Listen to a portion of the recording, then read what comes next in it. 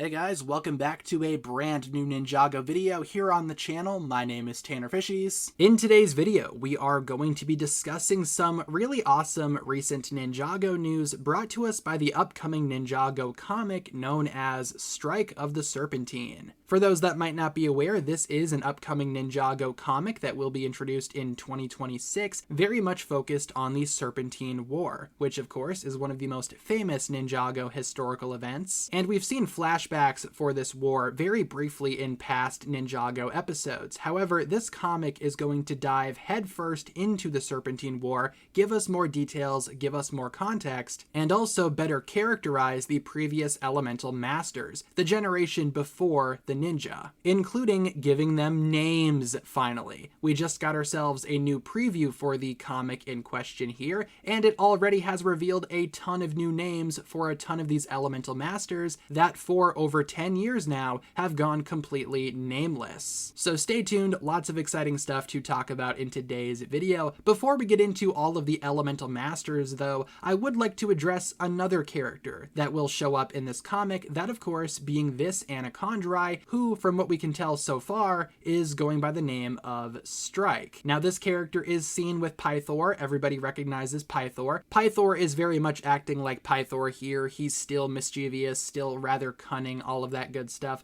but Strike here, again, seems to be a more peaceful Anachondri. And I do believe that since the comic is again called Strike of the Serpentine, it will focus on Strike himself, or herself? Yeah, some Ninjago fans have been asking, hey, is Strike male or female? What exactly is the deal there? Well, we don't know for sure. However, the character design does have an eyelash, leading several Ninjago fans to believe that Strike is female. However, let me clarify, just because a character has prominent eyelashes, that does not mean that they are automatically female. We don't know what Strike's deal is. However, I do think having another female Serpentine would be beneficial, because way back in the day, the Ninjago Serpentine population was overly male, with pretty much every prominent Serpentine being male except for the Great Devourer. We've had female Serpentines since then, but I feel like, again, the Serpentine are still very much a male-dominated species, at least on screen, or in this case, on page, but giving Strike a chance to shine and having another female Serpentine, again, be the center of a Ninjago storyline,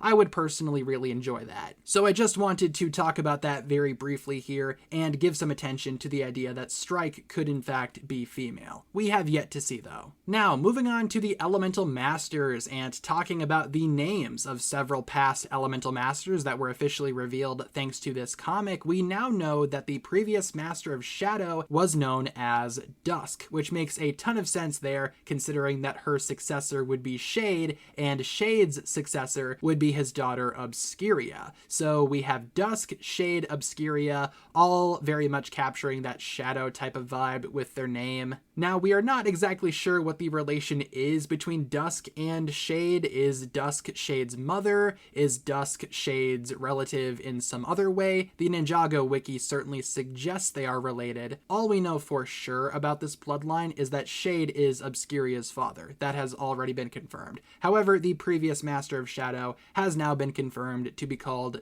Dusk. In my opinion, very awesome name for her. Next up here, we have the Master of Ice, the previous elemental ice master before Zane. He is actually known as Hibernus. Hibernus? Something like that. Again, it's a book. We don't officially know how to pronounce these names, at least not yet. But Hibernus, yeah, that makes sense. That checks out. Hibernus, hibernation, again, having to do with winter and all that. Very much makes sense, very much fits. And again, Hibernus here was in fact the elemental master before Zane, giving his powers to Zane before he died. Hibernus did not have any biological descendants, so naturally he chose Zane to succeed him in his elemental power. But still, it's awesome that we finally have a name for this guy. It's about time considering how crucial and how important this guy has been to Ninjago history, especially regarding Zane himself. Next up here we have Levi, the elemental master of gravity before Gravis. Not much to say about this one. Levi works, I guess. I suppose you could also pronounce this as Levi if you wanted,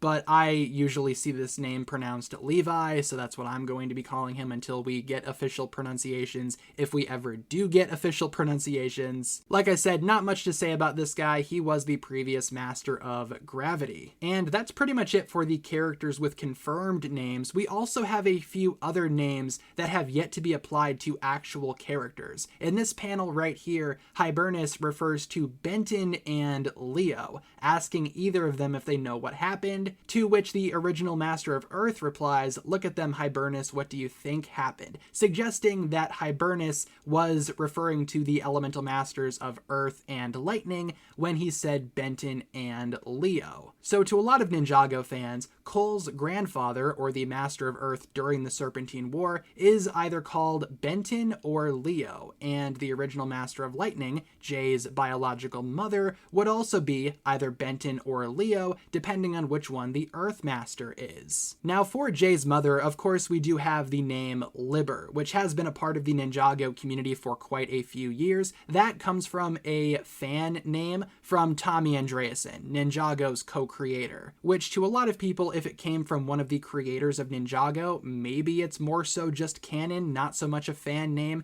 However, again, the name Liber was never tied to Ninjago canon, at least not officially. So if this comic wanted to give her an actual name, and it seems like it's either going to be Benton or Leo, the comic would be in its right to give her a proper name, since again, the name Liber is not technically Ninjago canon. However, I'm not sure if I like either of those names for the Master of Lightning. If I had to choose one, I would say hopefully her name is Leo. I think that makes a lot more sense as opposed to Benton. Benton makes more sense for the original Master of Earth, not so much the Master of Lightning. So I'm hoping it's Leo for the Master of Lightning, not Benton. But until we get a proper name for her, I'm probably still going to call her Liber. We also have several elemental masters that appear in this comic that were a part of the Elemental Alliance during the Serpentine War that still do not have proper names, though I suspect they will get proper names in this comic. The first one is this guy, whose name is not known, and actually funny enough, his elemental power is not known either. Not much is known about this guy. All we know for sure is that he was a part of the Elemental Alliance, and he can be seen in the comic as well